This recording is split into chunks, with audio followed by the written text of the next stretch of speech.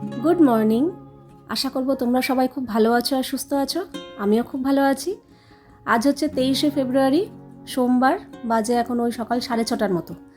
আজকে একটু তাড়াতাড়ি উঠে পড়েছি। ইন্দ্র তো অলরেডি আমি ওঠার আগেই ও চা খেয়ে বেরিয়ে গেছে, অনেক ভোরে উঠেছিল। ও বেরোনোর খানিকক্ষণ বাদেই আমি তারপরে উঠেছি। উঠে এই ফ্রেশ ট্রেশ হয়ে বাইরের কাজকর্ম সেরে তারপর চলে এসেছি ঘরে। এই বিছানাটা এখন তুলবো। আর তাতান এখনও ওঠেনি, একটু পরে উঠবে। ততক্ষণ আমি এক এক করে কাজকর্ম সারতে থাকি। সকালের কাজকর্ম মানে মানে কি বলবো, শেষ আর হতে চায় না। তার মধ্যে বেশ কয়েকদিন ধরে তো আমি সকালে রান্নার দিকে যাচ্ছিই না। এটা সেটা দিয়ে আমি চালিয়ে দিচ্ছি, ছাতু খাচ্ছি, এই খাচ্ছি, আগের দিন মুড়ি চানাচুর খেলাম, এইভাবেই চলছে আর কি। কিন্তু আজকে একটু করতে হবে বলতে তাও পুরোপুরি নয়। আগের দিনের আটা মাখা রয়েছে, তো ভাবছি একটু রুটি করে নেব দুজনের জন্য। আর রুটির সাথে আমি তো ডিম দিয়ে খেয়ে নেব, কিন্তু তাতান তো এখন ডিমের কোনো ব্যাপার নেই। ওকে দেখি ও আবার বাটারটা খেতে ভালোবাসে, তো একটু বাটার দিয়ে চিনি দিয়ে ইচ্ছা আছে রুটি দিয়ে দেবো। তো যাই হোক, তাতান এখন বলছে, তুমি তো কতদিন ধরে সকালবেলা কিছু বানাচ্ছোই না, আগে কী সুন্দর কত কিছু আমাকে বানিয়ে মানে করে দিতে, আজকে এটা কালকে সেটা। আচ্ছা, এখন আমার রুটিনটা একটু ঘেটে হয়ে গেছে। সেই যে তোর পরীক্ষার পর থেকে রুটিনটা আমার মানে উল্টোপাল্টা হয়েছে, এখনও অবধি আমি নিজেকে ঠিকমতো গুছিয়ে আনতে পারছি না। সেই কেমন যেন খিচুড়ির মতো লাগছে, কোনো কিছুই যেন মেলাতে পারছি না। জানি না কেন এরকম হচ্ছে। যাই হোক, তারপরে সমস্ত ঘরের টুকটাক কাজকর্ম সেরে এই এখন আমি চা নিয়ে বসবো। এক কাপ চাটা প্রকৃতি দেখতে দেখতে একটু নিজের মতো টাইম কাটাতে কাটাতে খাবো। ইন্দ্র থাকলে তো ওর সাথেই খাই, কিন্তু খুব কমই হয় ওর সাথে চাটা খাওয়া, কারণ ও অনেক সকালে খেয়ে বেরিয়ে যায়, কিংবা ও আগে খেয়ে নেয়, আমি পরে খাই, এরকমই হয় আর কি। তো চা খেয়ে আবার কাজে লেগেছি। তাতানেই এখন উঠেছে, ওঠার পর আমি বিছানা ঝেড়ে দিলাম।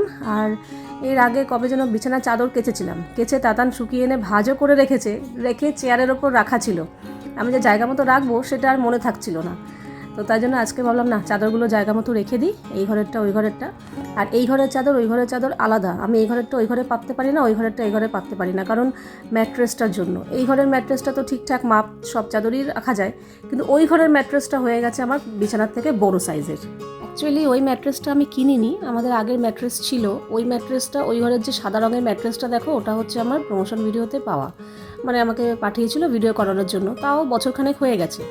তো আমি খাটের সাইজ বলেছিলাম, এবার দেখো এটা তো আমি কিনিনি যে আমি জোর করতে পারবো, কিংবা কেন মাপের হয়নি আমি ফেরত দেবো, সেরকম তো হবে না।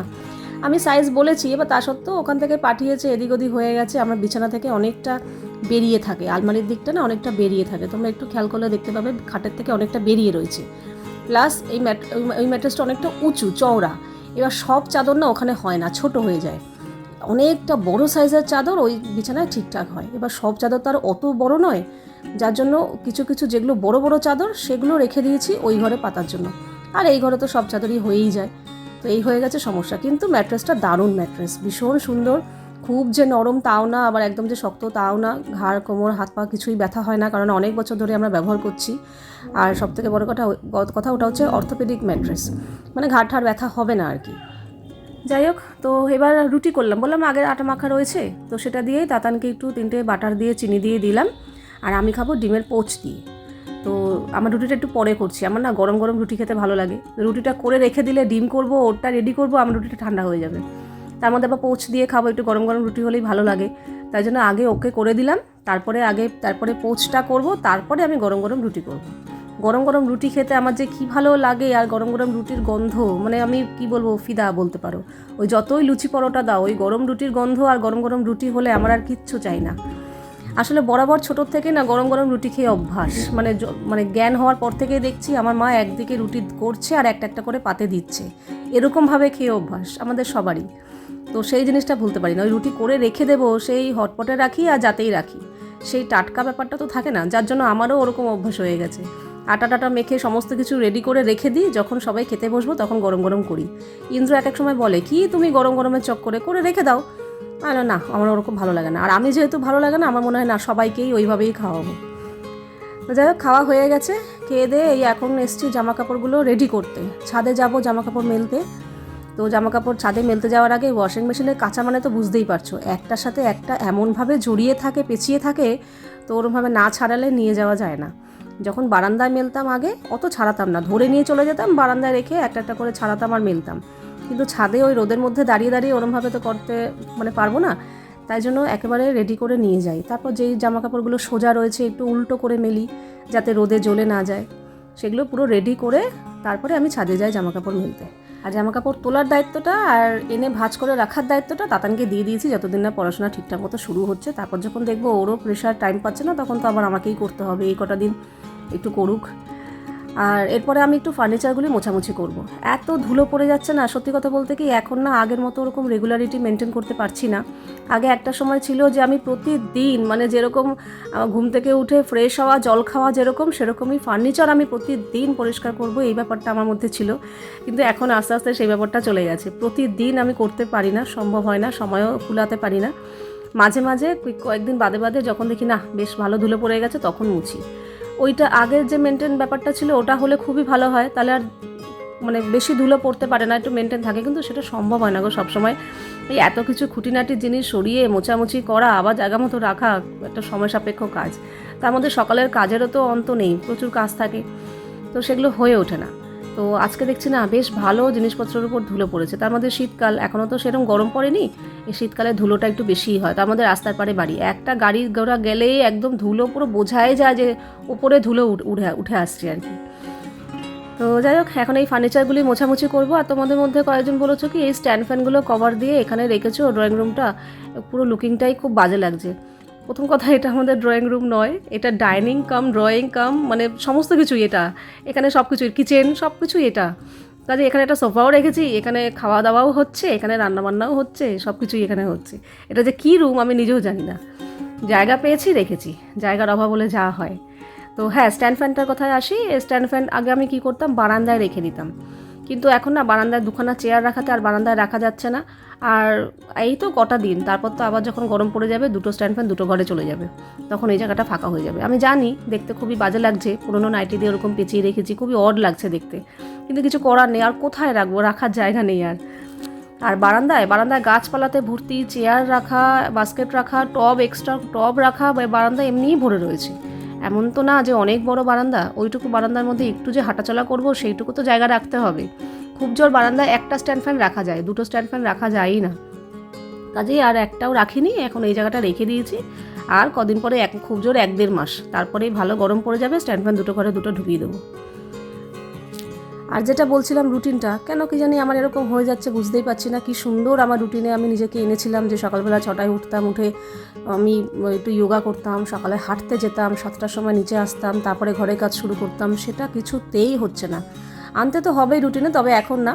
আমরা সামনের মাসেই পুরীতে যাচ্ছি, তো এখন আর ওইসব শুরু করব না। আসলে এইটা গন্ডগোলটা হয়েছে এই বাইকটা কেনার পর থেকে, মানে তাতানের পরীক্ষা থেকে তো শুরু হয়েছে, আর ওর পরীক্ষা শেষ হতে না হতেই বাইকটা কেনা হলো। এবার বাইক শেখার মানে একটা ব্যাপার রয়েছে যে ওটা নিয়ে বেরোতে হবে, তো তার জন্য সকালে সময় নষ্ট করি না। মানে ওই হাঁটাহাঁটিতে এখন আর যাচ্ছি না, ভাবছি যতক্ষণ সময় পাচ্ছি ঘরের কাজগুলো মিটিয়ে নিই, আমার ভিডিওর কাজটা করে নিই, তাহলে ইন্দ্র যখনই আসবে যে চলো তখনই আমি বেরোতে পারবো। আর আমারটা তো খুবই এসেনশিয়াল না যে আমাকে ভালোভাবে শিখতেই হবে। আমার শখ হচ্ছে আমি একটু শিখে রাখবো যে হ্যাঁ আমি বাইক চালাতে পারি, যাতে হাতে বাইক পড়লে আমি একটু গড়িয়ে নিয়ে যেতে পারি খানিকটা, এইটুকুই হচ্ছে আমার শখ।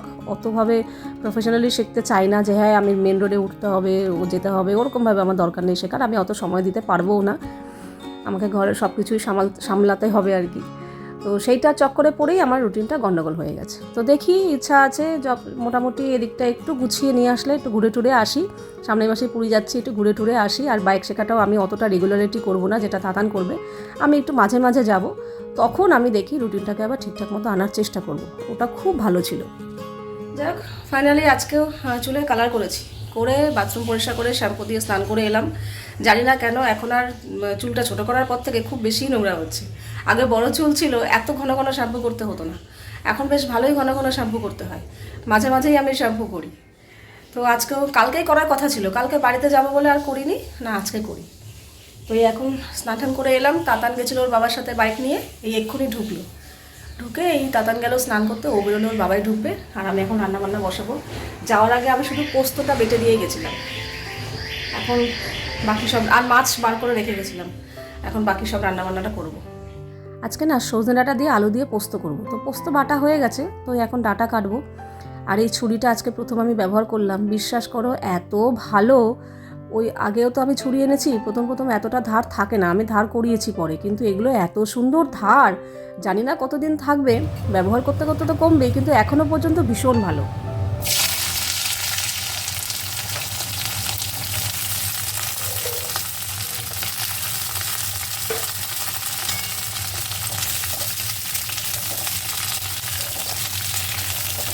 তাতান খেতে বসে পড়েছে। আজকে আগের একটু ডাল ছিল, সেই মুসুর ডালটা শুকনো করেছে। ওটা আবার কি আলাদা? এটা আমি লাস্টে খাবো। মুসুর ডালটা শুকিয়ে ওর মধ্যে কাঁচা পেঁয়াজ সর্ষের তেল দিয়ে ভালো করে মেখে দিয়েছি। দারুণ খাবার গরম ভাতে, তাই তো? হ্যাঁ, আর আছে সজনে ডাঁটা আলু পোস্ত। আর তাতানের জন্য এখানে একটু ডাল গরম করছি, আগের দিনে হয়ে গেছে। আর এই যে মাছ ভাজা হচ্ছে। ইন্দ্র এখন সকালবেলায় কাজে বেরিয়ে যাচ্ছে, তারপরে ওই 12টা সাড়ে 12টার সময় আসছে, এসে তারপর ওপরেও উঠছে না। তাতানকে বলছে তুই রেডি হয়ে নিচে চলে আয় বাইকের চাবি নিয়ে, তারপর ওকে নিয়ে বেরোচ্ছে। ও একটু মানে শিখিয়ে টিকিয়ে নিয়ে তারপরে একবারে ঘরে ঢুকছে, স্নান করছে, খাওয়া দাওয়া করে আবার বেরোচ্ছে। কিন্তু এখন স্নান হয়ে গেছে, কিন্তু আমার রান্নাটা একটু বাকি আছে। বলছে ঠিক আছে, আমি এদিকে করছি, তুমি অন্য কাজ করো। তো আমি ওদিকে লঙ্কার বোটা মাছের ছিল হয়ে গেল। তো ধনে পাতা দিলাম, এই ধনে পাতা কতদিন দিতে পারবো জানি না, শীত চলে গেলেই তো ব্যাস। না ধনে পাতা পাওয়া যায়? পাওয়া যায়, এত এত এত বেশি বেশি না না, তখন দাম বেড়ে যায়। দাম বেড়ে যায়, অল্প অল্প আনা হয়, আর বেশি দিন থাকে না, পচে যায়। আর গন্ধটা সেরকম মনে হয় না গন্ধ আমাদের। সেরকম থাকে না। হ্যাঁ, শীতের ধনে পাতা তো আলাদাই, যেরকম ভাবে খুশি রাখো, পচে না, নষ্ট হয় না। গরমকালে এখন গরমে তোমার অত ধনে পাতা ভালো লাগে না। লাগে না। হ্যাঁ, গরম খাবার এখন করি না। বাজারে সর্ষে ফুল ফ্রাই, সর্ষে ফুল। সজনে ফুল। হ্যাঁ,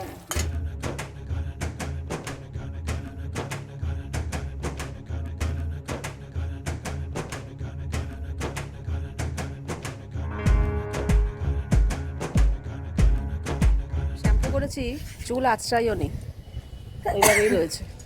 ছাদে আসলাম, তাতানের একটা নাচ হলো। ওটা কবে দিবি? আজকেই? আজকে ইনস্টাগ্রামে দিয়ে দেবে। আর আমি ওদের সন্ধ্যাবেলা বেশ ভালোই লাগে ছাদে ঘুরতে। সন্ধ্যাবেলা না, এখন বিকেলবেলা। এটাকে সন্ধ্যা না, গোধূলি। 5টা বাজে, এখন সন্ধ্যা হয়নি। এই দেখ, এই যে তাল গাছটা দেখছিস না, হ্যাঁ। এই তাল গাছটা তোর বাবাইয়ের জন্ম দেখেছে। এই যে নারকেল গাছটা দেখছিস, তোর বাবাইয়ের জন্ম দেখেছে। ওই নারকেল গাছটা অনেক বুড়ো না, অনেক বয়স হয়ে গেছে। বলে অনেক বুড়ো। আরে দাদের ঠাম্মির সময় ছিল না? না, বাবাই এদিকে আরো এগিয়ে। আমি বলছি তোর বাবাইকে জন্মতে ও দেখেছে, বলে দাদাই ঠাম্মি। ও দাদাই টাম্মি চলে গেছে। ও বাবাই কথা বলছে, বাবাইটা নিয়ে শোন না, দাদাই টাম্মি। হ্যাঁ, বিকেলবেলা ছাদে বেশ ভালোই লাগে, কিন্তু সবসময় তো আর আসা হয় না। এই সময় শুয়ে বসে থাকি। এই যে বসন্তকালটাই ভালো লাগছে। কোকিল না, ডাকছিল। গরমকালে ছাদে গরমকালে বিকেলবেলা ভালোই লাগে, সন্ধ্যাবেলা ভালোই লাগে। আর এখন তো বসন্তকালের হাওয়া। দৌড়াচ্ছ কেন তুমি? কোথায় দৌড়াচ্ছি? বলে দৌড়াচ্ছ কেন? মানুষ আস্তে আস্তে হাঁটে, না হননিয়ে হাঁটছে। সবাই বলবে ক্যামেরা। এইটাই তো ক্যামেরা দাও please। বিয়ের সময় তো একটা কথা বললে এমন উত্তর দিতে শোনাই যেত না। কি বললে? 2-3 বার জিজ্ঞেস করতে হতো। ও মা, আমাকে তুমি এই চটিটা দাও, ওটা এখন পরো। এমন চেঁচানো শুরু করো যে আমার ও মা, তো আমায় এই শোনা চটিটা কথা, দাও, তুমি ওটা পরো মা। আমার পাশের বাড়ির লোকও ও শুনতে মা, পায়। আমায় এই চটিটা দাও, তুমি ওই চটিটা পরো কি মা। বাবা, আমি ভুল বললাম? হ্যাঁ, ভুলই বললে। বেজে গেছে এখন রাত 10টা 15-এর মতো। সন্ধ্যা থেকে আর কিচ্ছু ভিডিও করিনি। সন্ধ্যাবেলা একটু বসে গল্প গুজব করেছি, আড্ডা ফাড্ডা দিয়েছি, এই যে এর সাথে আর কিছু ভিডিও করিনি। তেমন কোনো কাজকর্ম করিনি যে ভিডিও করব। এবার করতে করতে রাত হয়ে গেছে। ও বলছে কিছু করতে হবে না, পাউরুটি আনিয়েছি, পাউরুটি দিয়ে আমরা ডিম দিয়ে খাচ্ছি রাতে ডিনার। এই যে ডিমের পোচ। আজকে আমি সকালেও 2টো ডিম খেয়েছি, বলে কিছু হবে না, খাও। তো পোচ আর পাউরুটি আমরা খাচ্ছি। এবার তাতান তো পাউরুটি খায় না, ও আবার দোকান থেকে গিয়ে ওই টপ রামেন না কি আছে ওইটা নিয়ে আসলো, ওই নিয়ে ঘরে বসে খাচ্ছি। এই হচ্ছে আজকে আমাদের ডিনার মেনু, ব্রেড আর পোচ। বাজে এখন 11টা, আমাদের সব কমপ্লিট হয়ে গেছে।